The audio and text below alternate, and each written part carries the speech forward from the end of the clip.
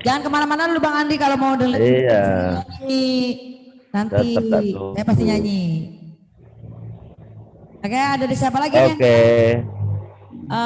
Ada yang siapa lagi yang datang di malam ini?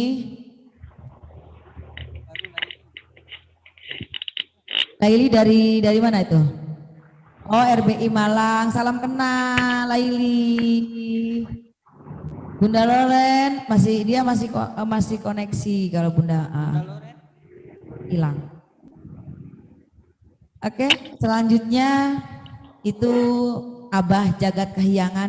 Mau nyanyi apa mau puisi Abah?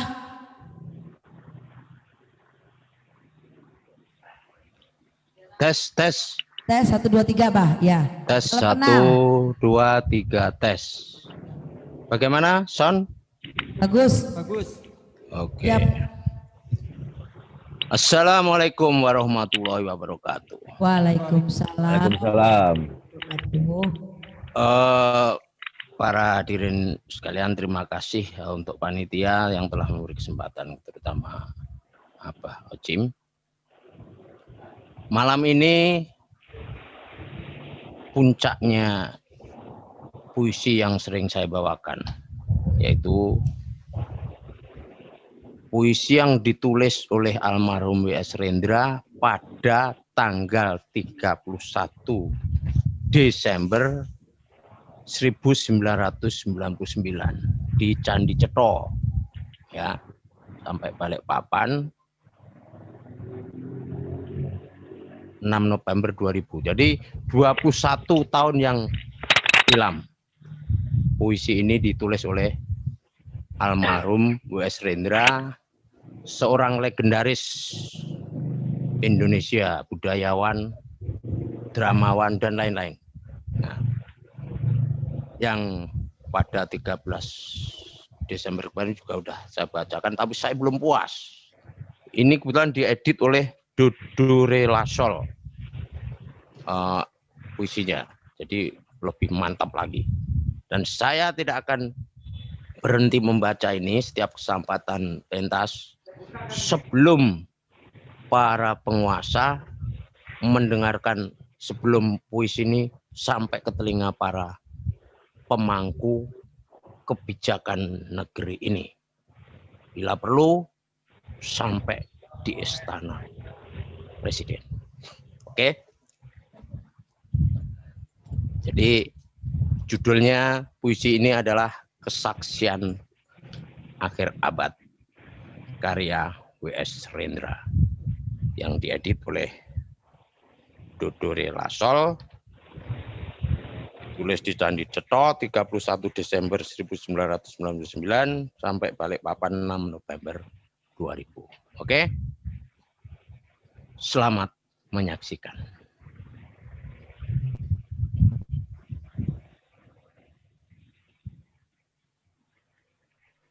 Kesaksian Akhir Abad, karya W.S.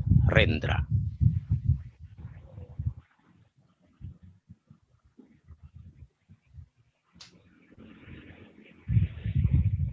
Ratap tangis menerpa pintu kalbuku.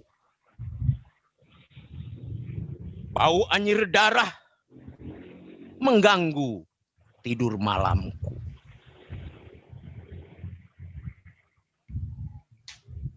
Oh, tikar tafakur.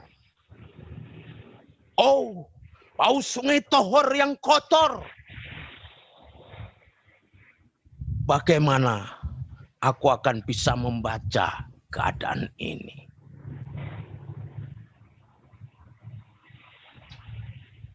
Di atas atap kesepian nalar pikiran yang digalaukan oleh lampu-lampu kota yang bertengkar dengan malam, aku menyerukan namamu, wahai para leluhur Nusantara.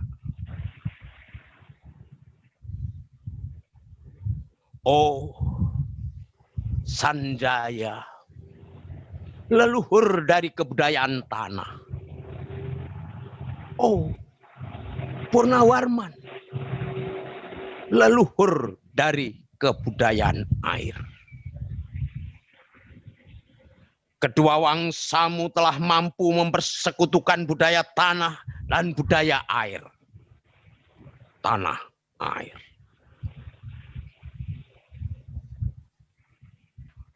Oh, Resi Kuturan. Oh, Resi Nirarte.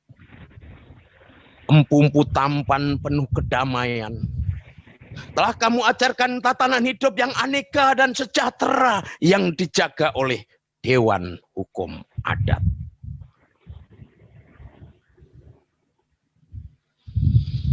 Oh, bagaimana aku bisa mengerti bahasa bising dari bangsaku kini?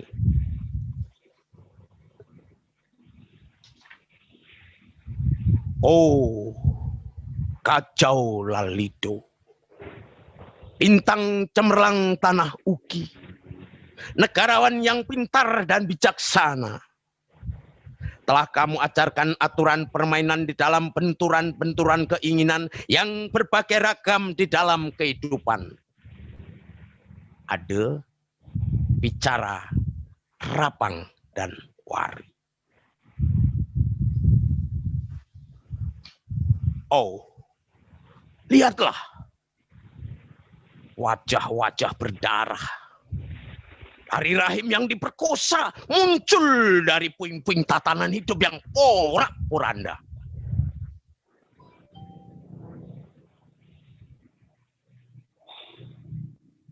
Kejahatan kasat mata, tertawa tanpa pengadilan.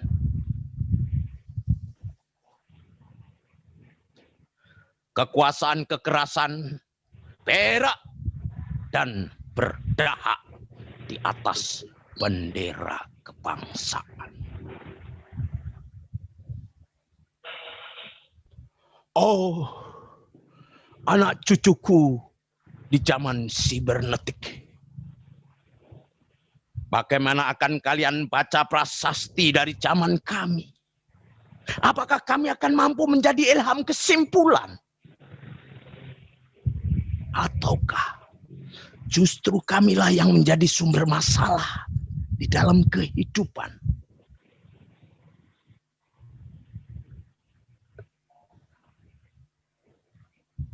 Dengan puisi ini, aku bersaksi bahwa rakyat Indonesia belum merdeka.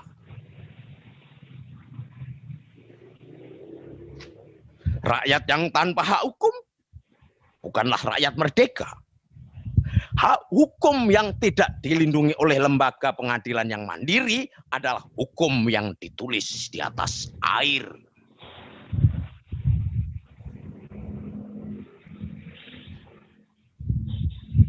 Bagaimana rakyat bisa merdeka? Bila polisi menjadi aparat pemerintah dan bukan menjadi aparat hukum yang melindungi hak warga negara.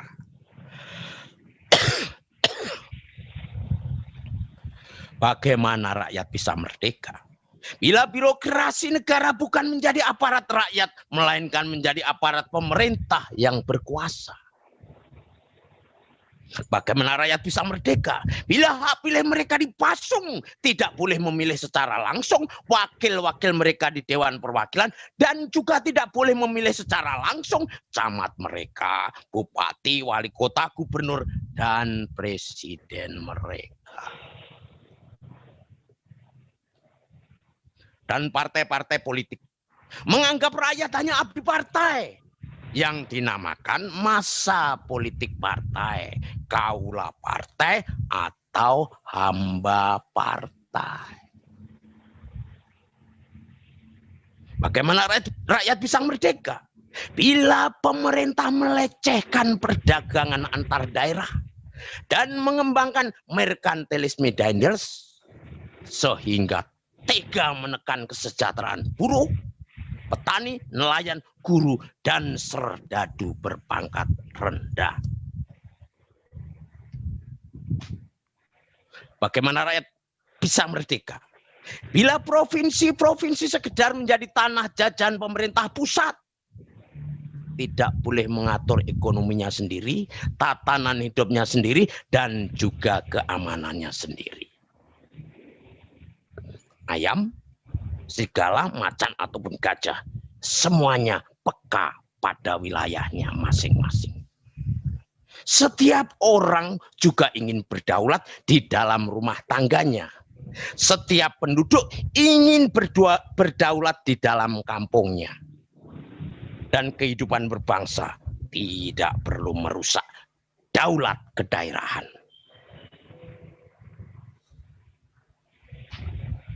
Hasrat berbangsa adalah naluri rakyat untuk menjalin ikatan daya cipta antar suku yang penuh keanekaan kehidupan dan memaklumkan wilayah pergaulan yang lebih luas untuk merdeka bersama.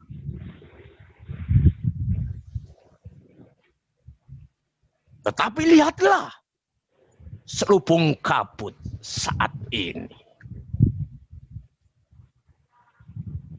Penjajahan tatanan uang, penjajahan modal, penjajahan kekerasan senjata, dan penjajahan oleh partai-partai politik masih merajalela di dalam negara.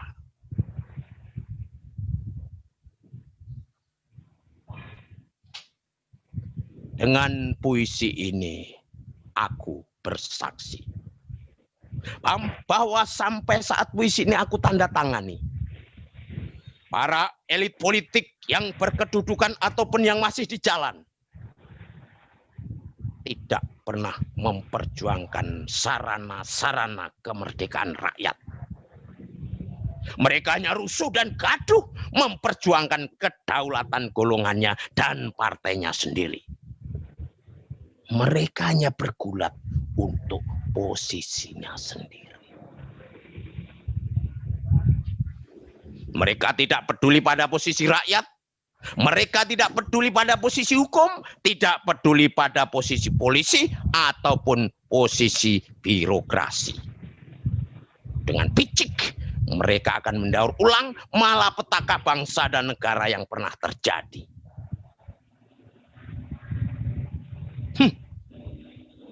Indonesia. Indonesia. Negara telah kehilangan makna.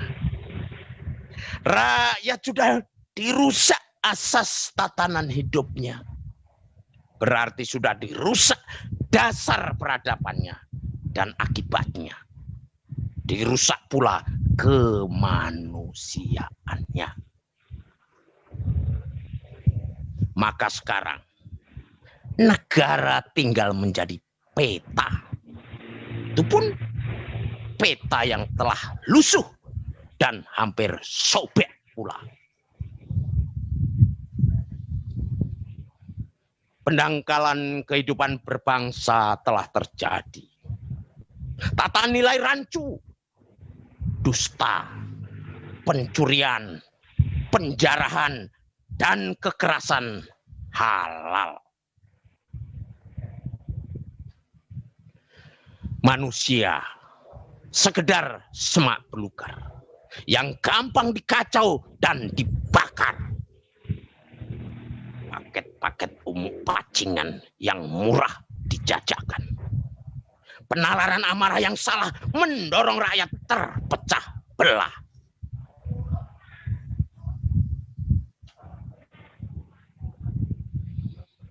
Negara tidak mungkin diutuhkan tanpa rakyatnya dimanusiakan. Dan manusia tak mungkin menjadi manusia tanpa dihidupkan hati nuraninya.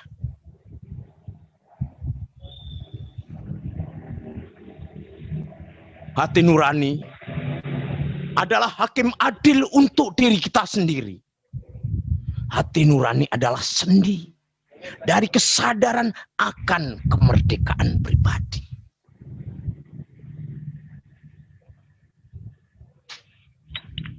Dengan puisi ini aku bersaksi bahwa hati bahwa hati nurani itu meski dibakar tidak akan pernah bisa menjadi abu.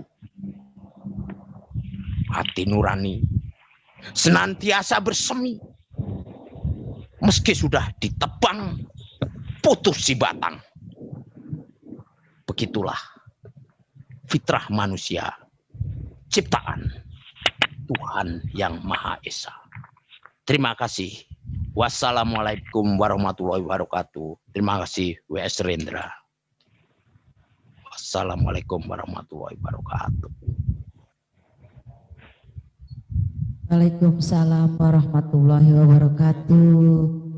Terima kasih kepada Abah Jagat Kahyangan yang sudah menyumbangkan puisinya.